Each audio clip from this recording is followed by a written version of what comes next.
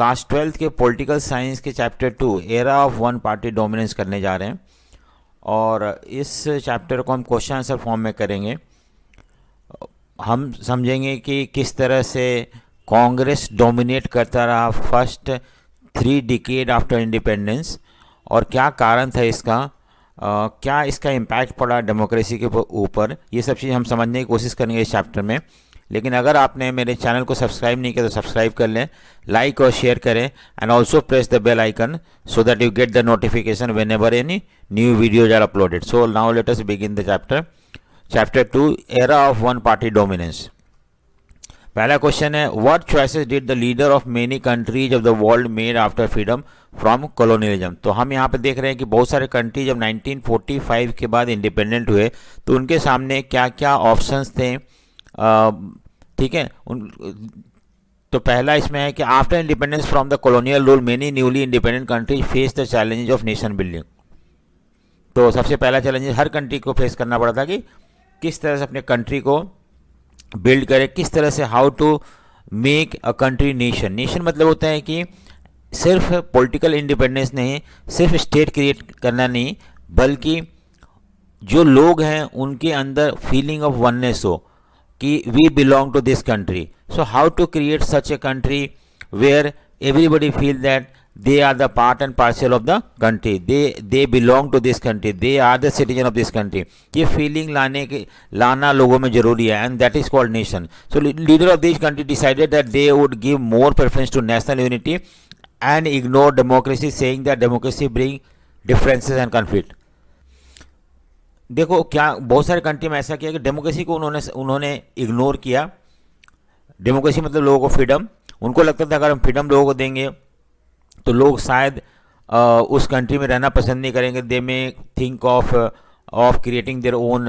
If communities are given independence, community are given freedom, then that might lead to division of country. So इसलिए उन्होंने ऐसा सोचा कि हमें we need to give more preference to national unity. अगर हम unity को ध्यान देते हैं तो again democracy will be ignore. तो इस तरह का उन्होंने पॉलिसी अडॉप्ट किया था।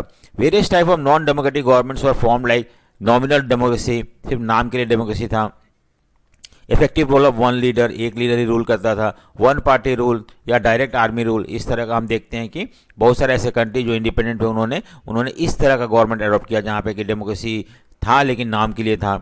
एक पार्टी का लीडर, वन लीडर जो था वो रूल करता था, वन पार्टी रूल करता था या डायरेक्ट आर्मी रूल था कहीं कहीं पे। दी नॉन डेमोक्रेटिक regime मतलब रूल होता है, started with the promise of restoring democracy very soon, but once they establish themselves it become difficult to do away with। तो इन सारे नॉन डेमोक्रेटिक गवर्नमेंट जो रूल शुरू हुआ बहुत सारे कंट्री में, उन्होंने ये प्रॉमिस किया कि जब सब ठीक हो जाएगा तो हम यहाँ पर डेमोक्रेसी लेके आएंगे। लेकिन अगर जब लीडर ने या पार्टी ने अपने आप को इस्टेब्लिश कर लिया तो उनको हटाना बहुत मुश्किल हो गया और इस तरह से नॉन डेमोक्रेटिक वे में कंट्री चलता रहा। तो ये पहला क्वेश्चन था। दूसरा क्वेश्चन है कि what decision did the Indian leader. तो हमारे लीडर ने क्या डिसीजन लिया। हम भी तो इंडिपेंडेंट हुए थे 1945 में, तो उसके बाद हमने क्या स्टेप उठाया था। देखो हमारा जो था यहाँ पे कि the leader of the independent India decided to establish democracy because any other path would have gone against the ideals of our leaders who fought for the independent promising to establish democracy after independence. देखो हमने जब आज़ादी की लड़ाई लड़ रहे थे उस समय हमारे लीडर्स जो थे उन्होंने प्रॉमिस किया था लोगों को कि अगर हम आज़ाद होते हैं तो we are going to establish democracy.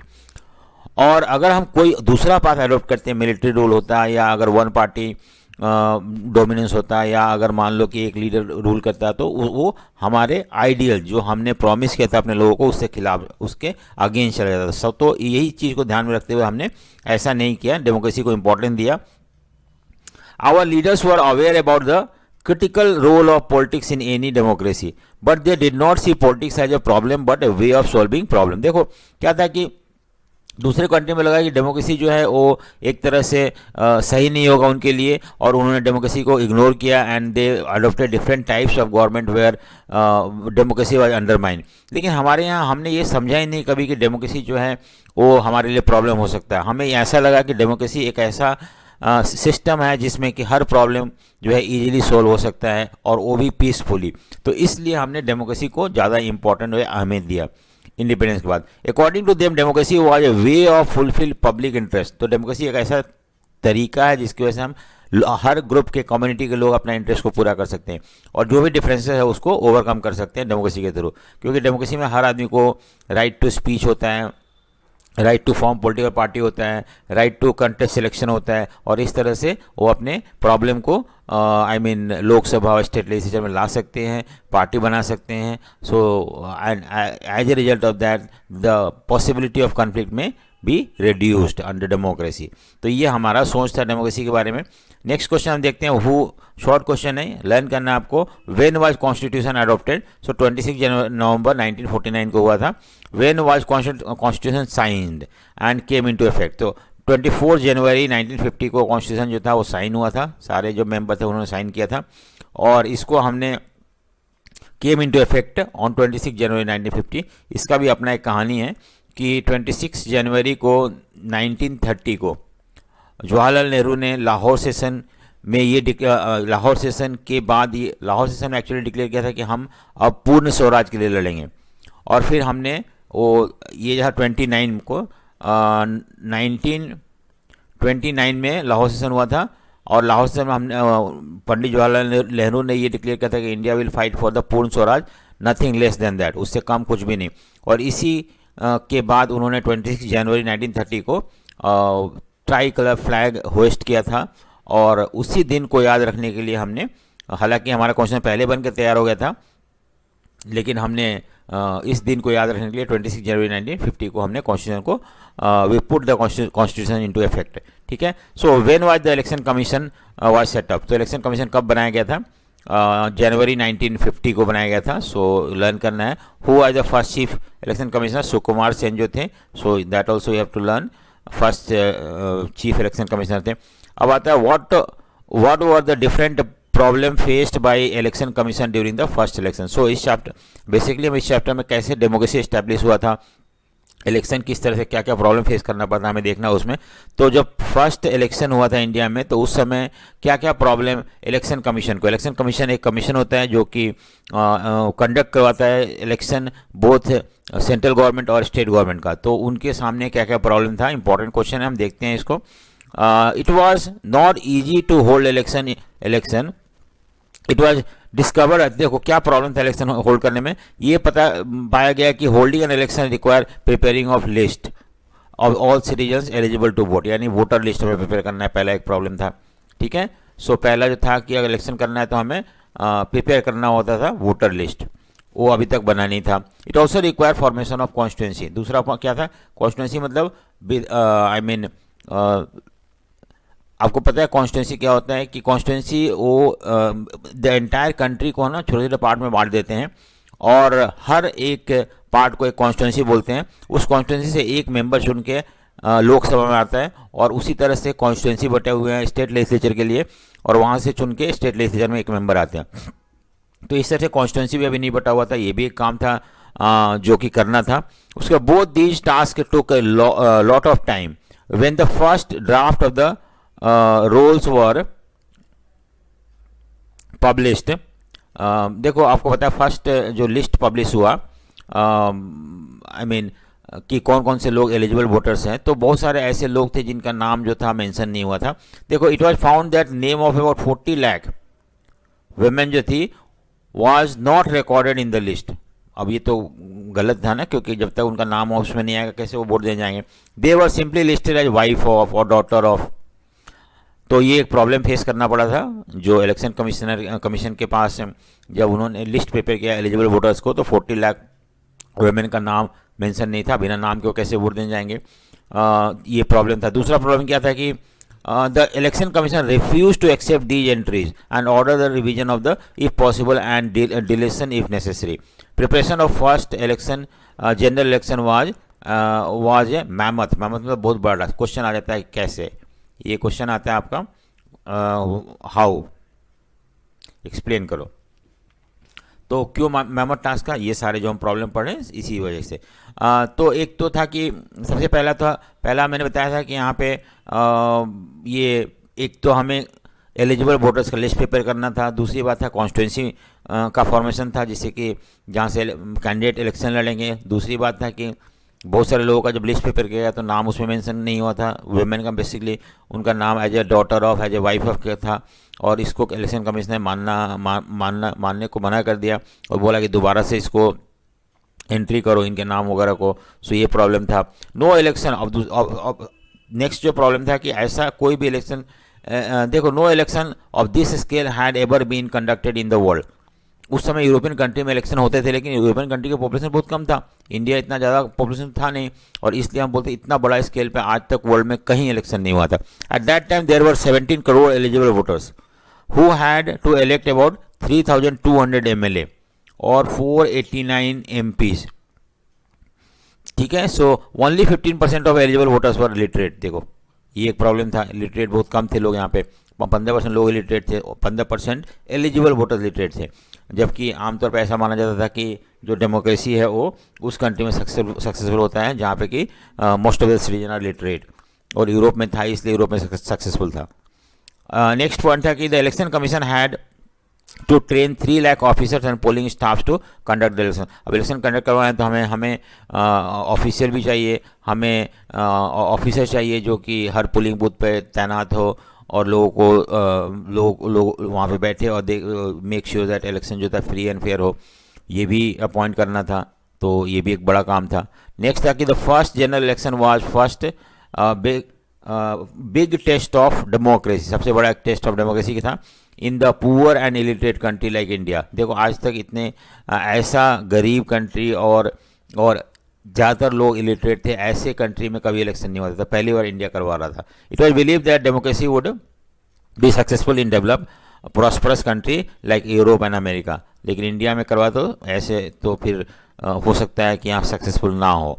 Moreover, at that time, most of the European countries had not given right to vote to women, और हमने इंडिया में वुमेन को भी राइट टू वोट दे दिया था। इस तरह से लोग क्रिटिसाइज कर रहे थे कि वुमेन को राइट टू वोट दे दिया गया। India had to conduct election based upon universal adult franchise, यानी कि यूनिवर्सल एडल्ट फ्रेंचाइज मतलब होता है कि everybody who was 21 years and above were given right to vote. ठीक है, which appeared bold and risky, and Indian editor called it the biggest gamble in the history। और देखो कि एक तरह से गैम्बल था कि क्या सक्सेसफुल हो गया तो ठीक है, नहीं तो फिर प्रॉब्लम हो सकता था। ठीक है,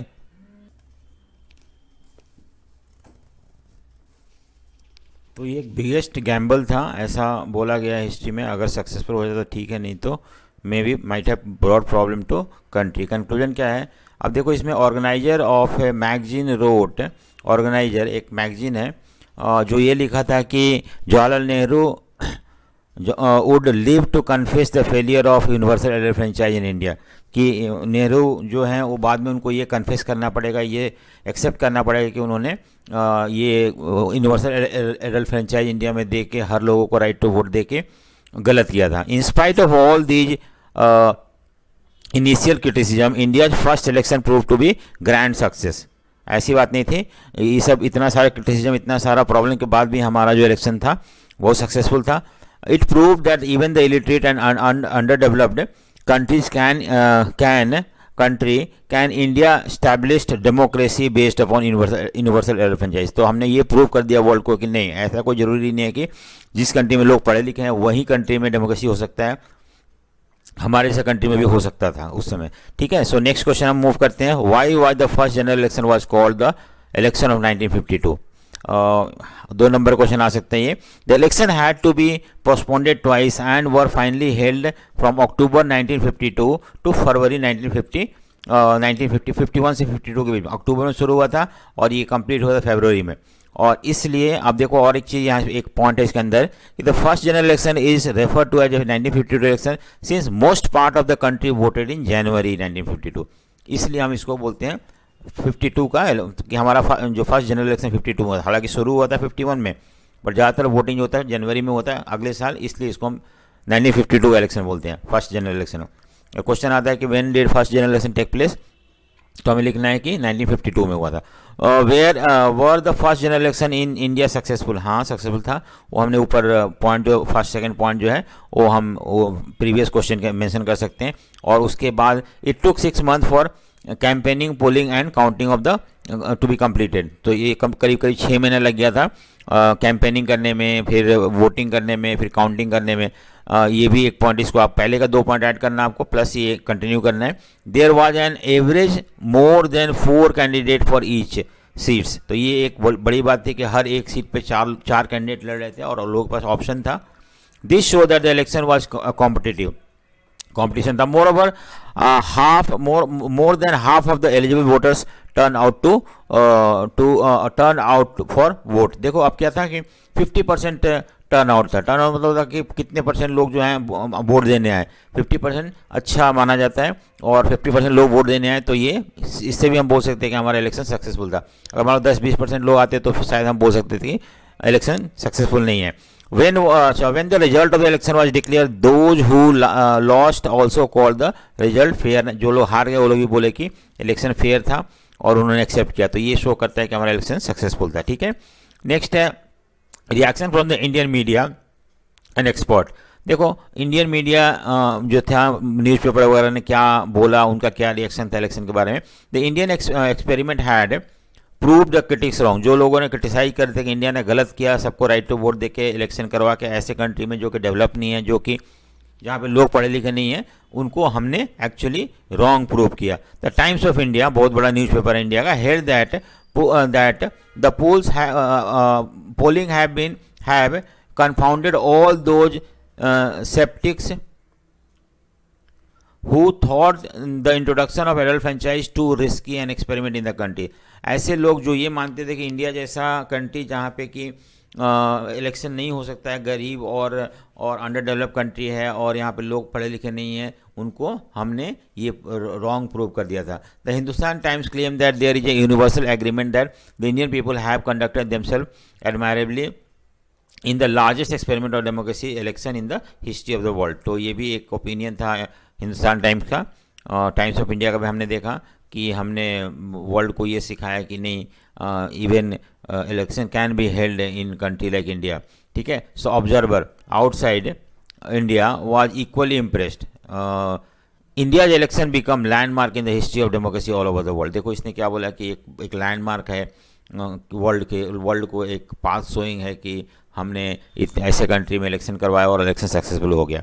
नेक्स्ट है कि why was Congress victory expected in the first general election और what was the result of 1950। बहुत इंपॉर्टेंट क्वेश्चन है।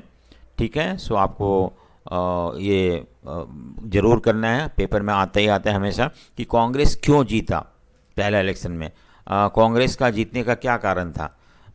देखो हम देखते हैं इसमें कि Congress party was expecting to win the election in fact it won also. ठीक है, जीता भी। Reason for the Congress victory क्या था, Congress party had inherited the legacy of the national movement. देखो सबसे पहला पॉइंट है, कांग्रेस पार्टी जो था वो एक ऐसा पार्टी था जो कि 1885 में बना था और तब से 1945 तक 47 तक वो आज़ादी के लिए लड़ता रहा और ऐसे पार्टी को रिजेक्ट करना पॉसिबल नहीं था इंडिया के लिए। सो इसने जो इलेक्शन लड़ा, जब लड़ रहा था तो उस समय लोगों को याद था कि यही पार्टी ने हमें जिताया, हमें इंडिपेंडेंस दिलाया है, तो लोगों ने बिना कोई सोचे वोट दिया और that is the one of the reason why Congress kept on winning, जीता। तो Congress party was the only party to have an organization spread all over the country. देखो कांग्रेस पार्टी बहुत पुराना पार्टी था, इसकी वजह से इसके जो ऑर्गेनाइजेशन थे वो हर जगह फैला हुआ था, तो इस तरह से ज़्यादा पॉपुलर था। ठीक है, तो इस तरह से हम देखते हैं कि कांग्रेस के जो ब्रांचेस थे गांव-गांव तक, छोटे शहरों तक फैल गए थे और इसकी वजह से ये ज़्यादा पॉपुलर था। बाकी पार्टियों का ऐसा नहीं था, उन्होंने अभी भी शुरू किया था कैंपेनिंग वगैरह। नेक्स्ट है जवाहरलाल नेहरू जो थे most popular and charismatic leader थे इंडियन पॉलिटिक्स के and he led the Congress campaign and tour throughout the country. और ये सब जगह घूमे और कैंपेन किए और ये एक तरह से बहुत पॉपुलर भी थे उस समय, तो इसकी वजह से भी कांग्रेस जीत गया। Many leaders who had contributed in the freedom movement were contesting election as a Congress candidate. देखो अब क्या था कि जो ऐसे लीडर थे जो कि हमारे देश के आज़ादी के लिए लड़ रहे थे, ऐसे लोग इलेक्शन में कांग्रेस की तरफ से कैंडिडेट थे, तो लोग उनको वोट देंगे ही देंगे, तो ये भी एक कारण था। नेक्स्ट है कि the Congress was already a very well organized party and by the time other party could think of strategy. देखो पहले से ही एक इस्टेब्लिश पार्टी था, ऑर्गेनाइज पार्टी था और जब इलेक्शन हुआ तो दूसरे पार्टी सोचते रहे हम क्या स्ट्रैटेजी अडॉप्ट करें, क्या प्लानिंग करें, तब तक कांग्रेस जो था ऑलरेडी अपना कैंपेनिंग वगैरह शुरू कर चुका था। तो ये भी एक एडवांटेज कांग्रेस को मिला। Many party were formed only around independence और आफ्टर दैट, दस the Congress had the first of the block, first of the block advantage. ठीक है, ये याद रखना, first of the block advantage, ठीक है। ये था कांग्रेस को, क्योंकि वैसे तो बहुत सारे पार्टी थे लेकिन सबसे आगे जो था कांग्रेस था। ठीक है, उसके बाद दूसरे पार्टी थे, फिर और पार्टी थे, तो इस तरह से ज़्यादा एडवांटेज इसको कांग्रेस को मिला। By the time the independence, the party had not only spread throughout the country but also had its organization network down to the, ये मैंने पहले बता रखा है। नेक्स्ट है last but not the least, the Congress, nature of the Congress was all inclusive. दूसरी बात है कि ऐसा कांग्रेस एक ऐसा पार्टी था जिसमें कि हर ग्रुप के लोग इसके मेंबर थे, चाहे जमींदार हो गया या पीजेंट्स हो गए या रिच हो गए, पुअर हो गए, विमेन हो गए, everybody was the member of Congress. और इन इस that is also one of the reason why Congress got the support from each and every section of society. सो ये सारे कुछ कारण हैं। अगर क्वेश्चन आता है कि फर्स्ट जनरल इलेक्शन में क्यों जीता, तो ये भी लिख देना। अगर ये आता है क्वेश्चन कि why did Congress dominate the Indian politics for first 3 decade तक, तो the same answer will have to be written. So all the factors were the favor of Congress party, so it kept on winning election। ठीक है,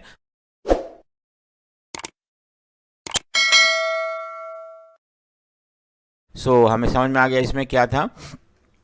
और next है कि result क्या था। Obviously Congress जीत गया था, रिजल्ट ये था कि कांग्रेस जीत गया था। देखो, the Congress party one 364 seats out of 489।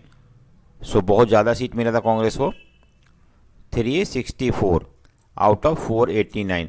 अब आपको लगता है 489 क्यों है? उस समय हमारा कॉन्स्टिट्यूंसी सिर्फ 489 कॉन्स्टिट्यूंसी थे, अब 543 है। तो उस समय इलेक्शन में कांग्रेस को इतना सीट मिला था। ठीक है, और लिस्ट में सबसे टॉप था। द कम्युनिस्ट पार्टी जो था सेकेंड था, नेक्स्ट था, जिसको सिर्फ ओनली 16 सीट्स मिले थे, ओनली 16 सीट्स मिला था। ठीक है, the state election was held along the Lok Sabha election. देखो, अब एक चीज़ और है कि एक तो पूरा इंडिया का इलेक्शन जो हुआ था सेंटर का लोकसभा का, और हर स्टेट में भी इलेक्शन उस समय हुआ था। ठीक है, हर स्टेट, जितने भी सारे स्टेट थे इंडिया में, उनका भी इलेक्शन होता है, उसको बोलते हैं स्टेट इलेक्शंस। ठीक है, held along the Congress won majority of seats in all the states except Travancore. ठीक है, कोचिन, केरला जिसको हम बोलते हैं, और मद्रास, उड़ीसा, इन 3 स्टेट को छोड़ के बाकी सारे स्टेटों में कांग्रेस को मेजोरिटी मिला था।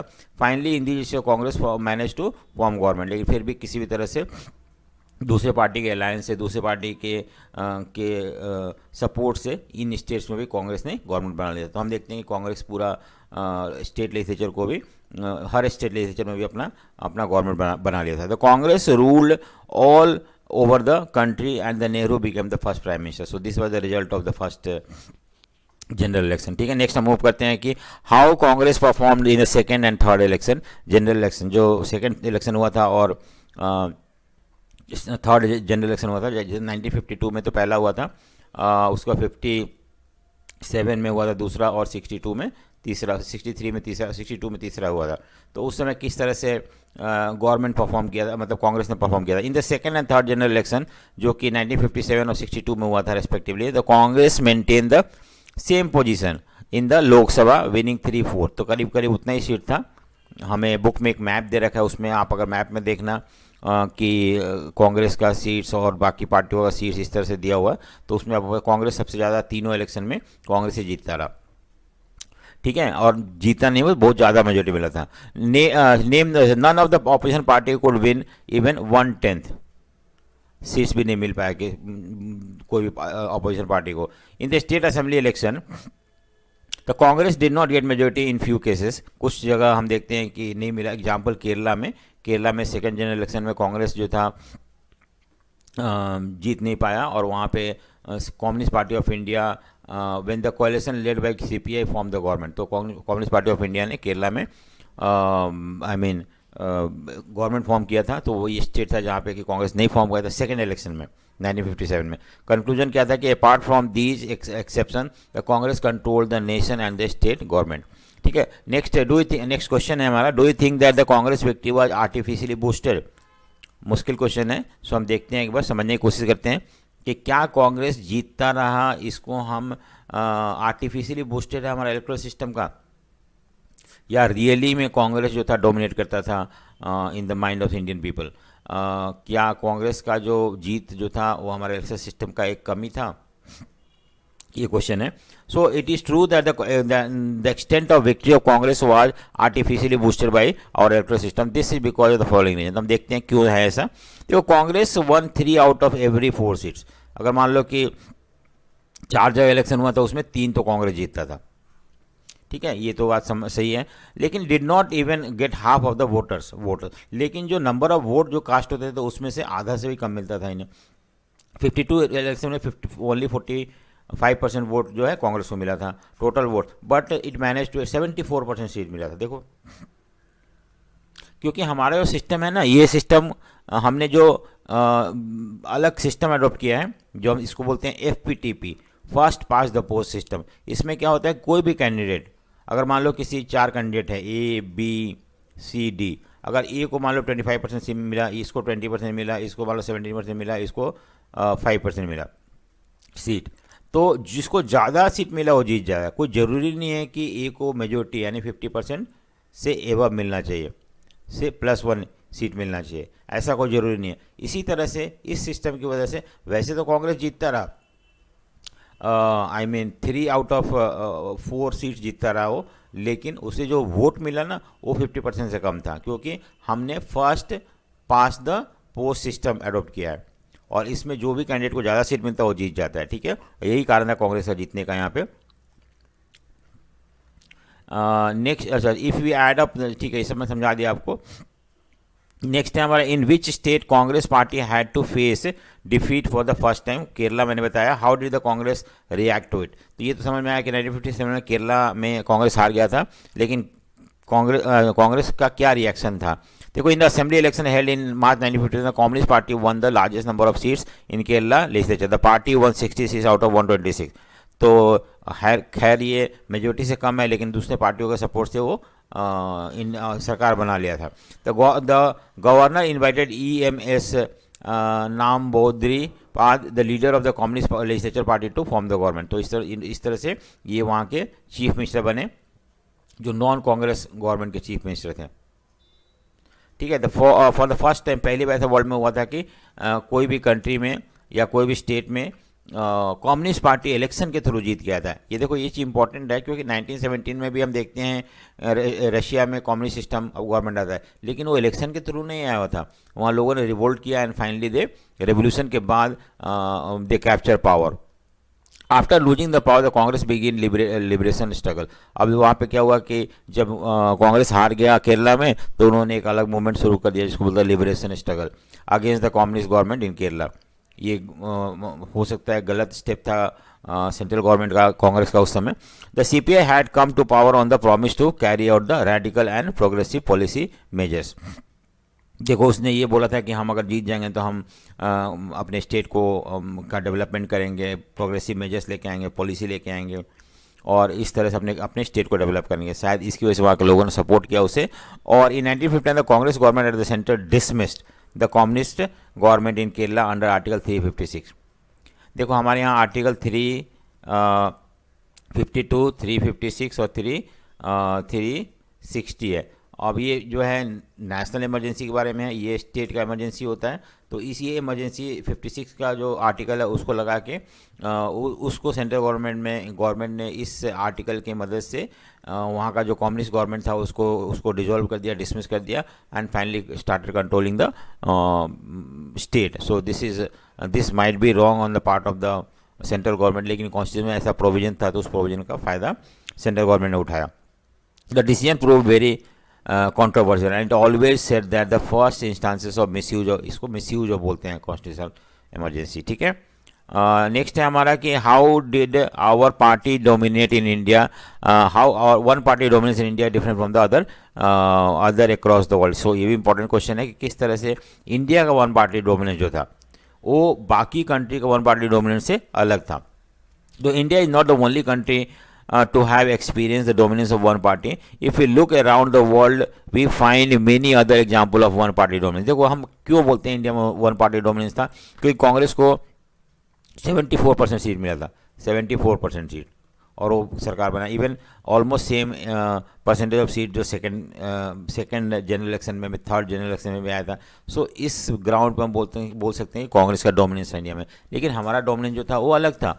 ऐसे बहुत सारे कंट्री थे वर्ल्ड में जहाँ पे कि वन पार्टी डोमिनेंस था, लेकिन उनका जो डोमिनेंस हो वो कुछ अलग था. There are critical differences between the one party dominance in India and the one party dominance in the other country. In other countries, one party dominance was established by compromising democracy. वहाँ पे democracy को ignore करके one party dominance लाया गया था. हमारे यहाँ ऐसा नहीं था. हम डेमोक्रेसी को सपोर्ट करके, डेमोक्रेसी को स्टैब्लिश करने के बाद डेमोक्रेटिक प्रोसेस के थ्रू वन पार्टी जीतता है इंडिया में, ना कि हमने कोई गलत तरीका अपनाया या डेमोक्रेसी को कॉम्प्रोमाइज़ किया या उसको नेगलेक्ट किया. इन सम कंट्रीज लाइक चाइना, देखो यहाँ पे वन पार्टी डोमिनेंस है. क्यूबा में भी वन पार्टी डोमिनेंस है, सीरिया में भी है. The constitution permits only a single party to rule the country. Some other countries like Myanmar, Belarus, Egypt are effectively one party state due to legal or military measures. यहाँ पे भी है, Myanmar में है, Belarus में है, Egypt में one party dominance. लेकिन वहाँ पे मिलिट्री जो है उसने पावर को कैप्चर कर रखा है. तो इन सारे कंट्री में वन डोमिनेंस तो है, लेकिन क्यों है? बाय कॉम्प्रोमाइजिंग डेमोक्रेसी को साइड लाइन करके एक पार्टी रूल करते आ रहे हैं. लेकिन हमारे कंट्री में ऐसा नहीं था. हमारे कंट्री में जो था, मैक्सिको में भी ऐसा ही था, कोरिया में भी वैसे ही था, ताइवान में भी हम देखते हैं वन पार्टी डोमिनेंस था. लेकिन what distinguishes the dominance of Congress party in India from the above countries was it happened under democratic condition. हमारे यहाँ कांग्रेस जीतता रहा इलेक्शन के थ्रू, बिना कोई माल प्रैक्टिस के, बिना कोई गलत तरीका अपनाए हुए. और इस तरह से हम बोल सकते हैं कांग्रेस का डोमिनेंस जो था वो डेमोक्रेटिक वे में था, ना कि कोई गलत तरीके से. और इस तरह से हमारा इलेक्शन जो था फ्री एंड फेयर था. 10 और कंट्री कांग्रेस कुड डोमिनेट. ठीक है, नेक्स्ट है हमारा in what way Congress as a social and ideological coalition. कैसे बोल सकते हैं कांग्रेस जो एक सोशल और कोलिशन आइडियोलॉजिकल कोलिशन था. बहुत इंपॉर्टेंट क्वेश्चन है कि कांग्रेस एक सोशल कोलिशन था. कोलिशन मतलब होता है मिला जुला. तो कांग्रेस का ऐसा पार्टी था जिसमें कि हर सोसाइटी के हर सेक्शन के लोग इसके मेंबर थे. चाहे तो ज़मींदार भी थे, पीजेंट्स भी थे, इंडस्ट्रीज भी थे, वर्कर भी थे, वुमेन भी थे, मैन भी थे, लोअर कास्ट के लोग भी थे, अपर कास्ट के लोग थे. So we see that business class के लोग भी थे. So everybody was the part of Congress. Every section of society was the part of Congress, and that is the reason why we call Congress as a social coalition. Ideological coalition क्यों बोलते हैं? क्योंकि different ideology found their way in the Congress. चाहे communist हो, socialist हो, even capitalist हो, ये सब थे. राइटिस्ट हो गया, लेफ्टिस्ट हो गया, all ideological group they found their way into the Congress, and that is also one of the reason why we call it as a ideological coalition. ठीक है, तो कांग्रेस पार्टी पढ़ते हैं एक बार. 1885 में बना था, और pressure groups for the newly educated professionals and commercial classes, but slowly evolve as a mass movement in 20th century. आपको पता है कि शुरू में जो कांग्रेस पार्टी बना था वो एक प्रेशर ग्रुप था, सरकार के ऊपर दबाव डाल के अपने डिमांड को पूरा करने के लिए. और उस समय जो एजुकेटेड प्रोफेशनल थे वो थे इसके मेंबर. कमर्शियल क्लास, जो बिजनेस क्लास के लोग थे, वो इसके मेंबर थे. लेकिन धीरे धीरे गांधी जी आने के बाद ये एक कांग्रेस एक ऐसा मास मूवमेंट बन जाता है जहाँ पे कि हर तरह के लोग जो थे पार्टिसिपेट करना शुरू कर देते हैं, and they feel proud being the part of the Congress system. So देखो, Congress begin as a party dominated by English speaking upper middle class and urban middle class, upper elite, middle class elite, but with every civil disobedience. जैसे कि आपका पता है non cooperation movement, civil disobedience movement या quit India movement, all this movement के बाद इसका social base बढ़ता गया. ज़्यादा से ज़्यादा जो सेक्शन ऑफ सोसाइटी जो they become part of India, part of Congress, and in this way it become a social coalition. Congress brought together diverse group whose interest were of an opposite. जैसे कि workers का और इंडस्ट्रीज दोनों का interest अलग अलग है, बट दोनों इसके पार्ट थे. लाइक पीजेंट्स एंड इंडस्ट्रियलिस्ट हो गए, अर्बन ड्वेलर्स हो गए, विलेजर्स हो गए, वर्कर्स हो गए, ओनर्स हो गए, middle class, middle and lower and upper caste के लोग हो गए, क्लासेस हो गए. All these found their way to Congress. The leadership also expanded beyond the upper caste. पहले जो था अपर कास्ट के लोग लीडर थे, लेकिन धीरे धीरे कांग्रेस में प्रोफेशनल्स हो गए, एग्रीकल्चर लीडर बन गए विद द रूरल बैकग्राउंड. ठीक है। तो ये भी एक तरह से इसका बेस को एक्सपैंड कर देगा। Bye the time the independence Congress was transformed into A rainbow like social कोalition representing Indian diversity. तो इस तरह से रेनबो मतलब 7 कलर होते हैं, उसी तरह से अलग अलग सेक्शन के शेड के लोग जो थे इंडिया कांग्रेस के मेंबर बन गए थे। Congress was an ideological कोalition। अब देखो दूसरा जो क्वेश्चन पार्ट था ना हमारा कि सोशल कोalition एंड आइडियोलॉजिकल कोalition, हम यहाँ पे देख रहे हैं कैसे कांग्रेस एक आइडियोलॉजिकल कोalition था। ठीक है, कांग्रेस की how did it become, Congress accommodated revolutionary and pacifist, जो शांत रहने वाले ग्रुप थे वो भी, और रेवोल्यूशनरी दोनों, कंजर्वेटिव और रेडिकल ये भी थे इसके अंदर, एक्सट्रीम लो एक्सट्रीम और मॉडरेट ये भी थे, राइट के लेफ्ट के ये भी थे, सोशलिस्ट और कम्युनिस्ट और कैपिटलिस्ट, और so every group having different ideology, they found their way into the Congress, and that is the reason why we call it as a ideological coalition. ठीक है, thus the Congress was a platform for the numerous group, interest and even political party to tackle part in the nationalist movement. Before independence, many organizations and parties with their own constitution and organization structures allowed to exist within the Congress. तो अलग अलग group जो थे उनको allow किया गया था कांग्रेस के अंदर रहना, और साथ में अपना interest as well as the interest of the country को के लिए लड़ना. Despite regarding method specific programs and policies, the Congress party managed to contain, if not resolve the differences and build consensus. ठीक है, सो हमने देखा कि क्यों ये आइडियोलॉजिकल और ये था. ये क्वेश्चन आ जाता है 5 नंबर का, सो हमें ध्यान से लिखना है इसको. नेक्स्ट है, did the कोalition like character of Congress gave it N unusual strength. क्या इस तरह का कोalition होने से कांग्रेस का स्ट्रेंथ बढ़ गया या वीकनेस हो गया? क्या फ़ायदा हुआ सोशल और आइडियोलॉजिकल कोalition होने की वजह से? क्या कांग्रेस को एडवांटेज हुआ या इसका कांग्रेस से डिसएडवांटेज था? A coalition accommodate all those who join, therefore it had to avoid any extreme position and strike a balance. तो जब कोई भी कोalition, जैसे मान लो कि कोई भी कोalition है, अलग अलग सेक्शन के लोग इसमें हैं,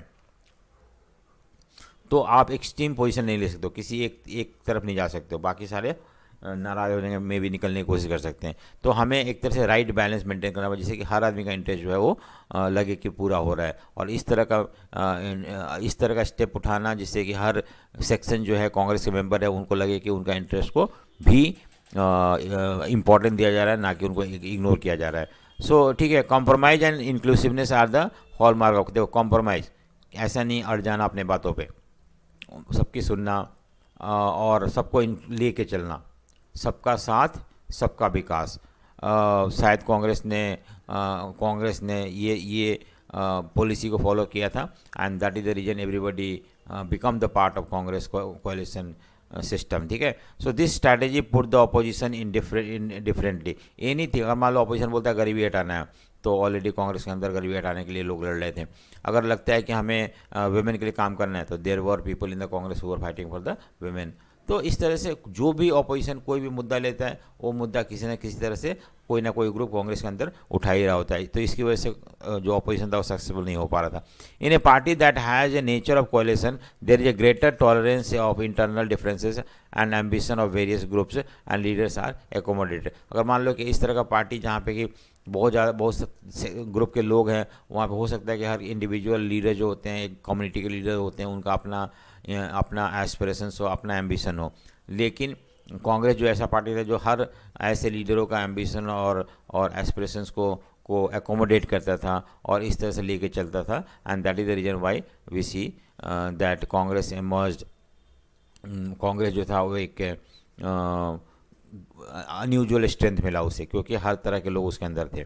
सो इवन इफ ए ग्रुप, ठीक है. नेक्स्ट है, such group inside the party called faction. Faction मतलब क्या होता है? ग्रुप.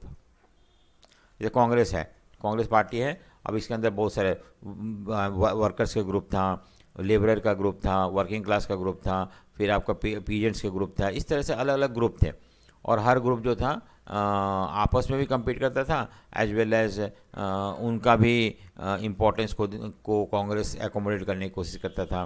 हाँ, सो उनको लगता था कि अगर हम कांग्रेस में रह के भी अपना डिमांड को पूरा कर सकते हैं, so they remain in Congress and Congress remain as a coalition. लेकिन अगर उनको हर फैक्शन को ऐसा लगता, ग्रुप को ऐसा लगता है कि हम कांग्रेस में रह के अपना डिमांड को पूरा नहीं कर पा रहे हैं, तो automatically they would have come out of it. लेकिन ऐसा करने की ज़रूरत नहीं पड़ी, क्योंकि उनका जो जो ऑब्जेक्टिव था, उनका जो डिमांड था, वो कांग्रेस में रह के भी पूरा हो रहा था।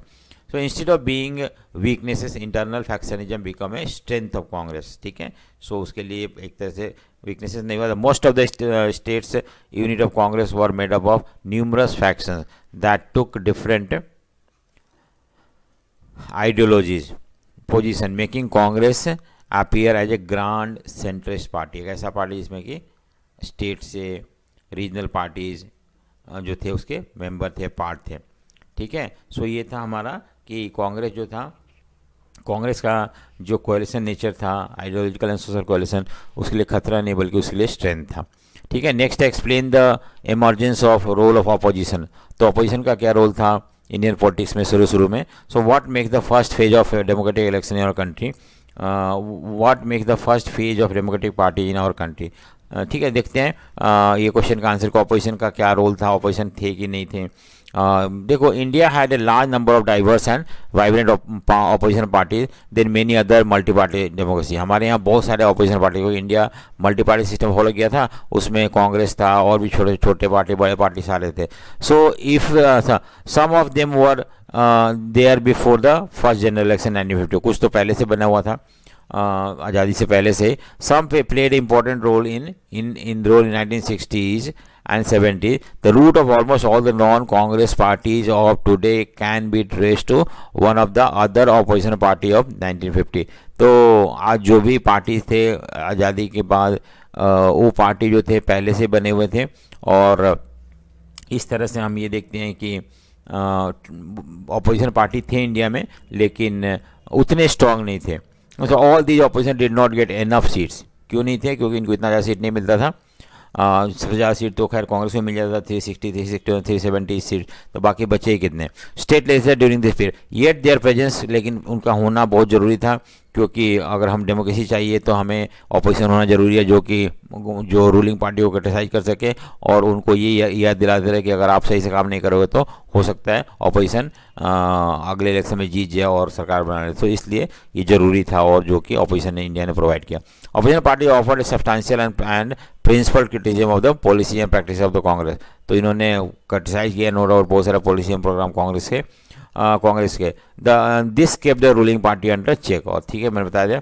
नेक्स्ट है कि by keeping the democratic and political alternative alive, these opposition parties prevented the Congress from turning anti-democratic। देखो, कांग्रेस को पता था कि हाँ इंडिया में बहुत सारे पॉलिटिकल पार्टी हैं, और अगर मैं सही से काम नहीं करता हूँ या अपनी मर्जी से काम करने लगता हूँ तो शायद लोग मुझे अगले इलेक्शन में हटा देंगे। और इसकी वजह से कांग्रेस कभी भी अपने मर्जी से रूल नहीं किया, बल्कि रूल ऐसा किया जिससे कि लोगों को बेटरमेंट हो, लोगों के एक्सपेक्टेशन के हिसाब से। ठीक है, in the early years there is a lot of mutual respect between the, देखो उतना आज तो ऐसा है नहीं, आज तो हम अपोजिशन मतलब हमारे दुश्मन है कोई भी पार्टी का, लेकिन उस समय ऐसा नहीं था। उस समय एक दूसरे को रेस्पेक्ट करते थे, भले कोई अपोजिशन लीडर हो फिर भी रूलिंग पार्टी उसको रेस्पेक्ट करता था। अपोजिशन देखो, इंटरिम गवर्नमेंट मतलब टेम्पररी गवर्नमेंट जो बनाया गया था 1947 से लेकर 1952 तक, जब पहला इलेक्शन नहीं हो गया तब तक जो गवर्नमेंट था इंडिया में उसको हम इंटरिम क्या बोलते हैं, इंटरिम गवर्नमेंट। ठीक है, दैट रूल द कंट्री। इसमें हम देखते हैं डॉक्टर BR अम्बेडकर जो कि दूसरे पार्टी के थे, श्यामा प्रसाद मुखर्जी ये भी दूसरे पार्टी के थे, इनको भी इंक्लूड किया गया था। और leader like ER Sharma cabinet. ठीक है, the Congress and those opposition interim government that rule the country after independence included. ठीक है, Nehru referred to his fondness for the socialist party. Nehru एक तरह से दिल से सोशलिस्ट की तरफ इंक्लाइन थे, लेकिन कांग्रेस नहीं था। So and invited socialist leader Jayaprakash Narayan को, उन्होंने, हालांकि वो सोशलिस्ट पार्टी के लीडर थे, कांग्रेस के नहीं थे, फिर भी उनको अपने गवर्नमेंट में इंक्लूड किया गया। This type of personal relationship and respect for political opposition declined after the party admired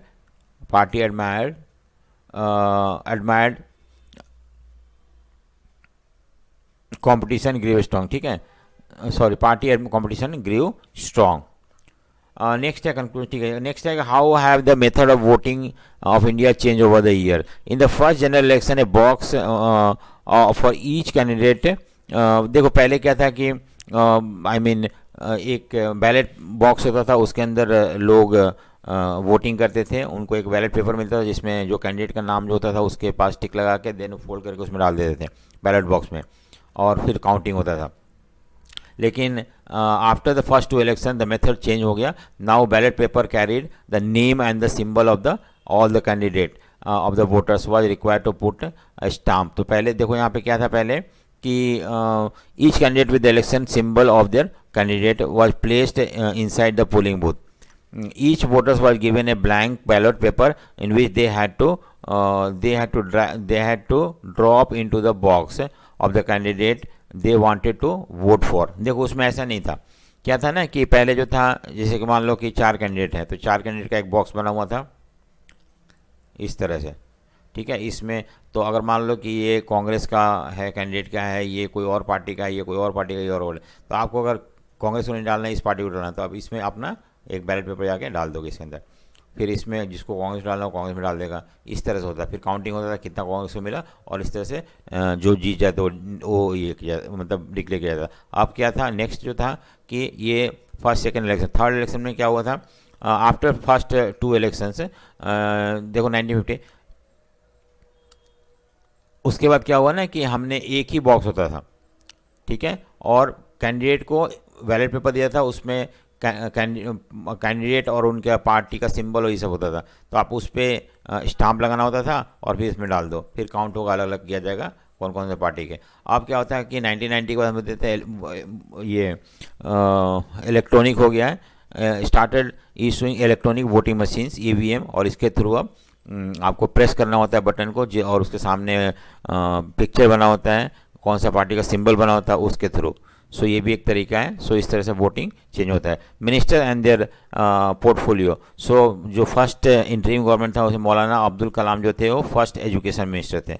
1 number question आ सकता है। राजकुमारी अमृता कौर जो थी वो minister of health and health in first ministry थी, जो कि interim government headed by Nehru था।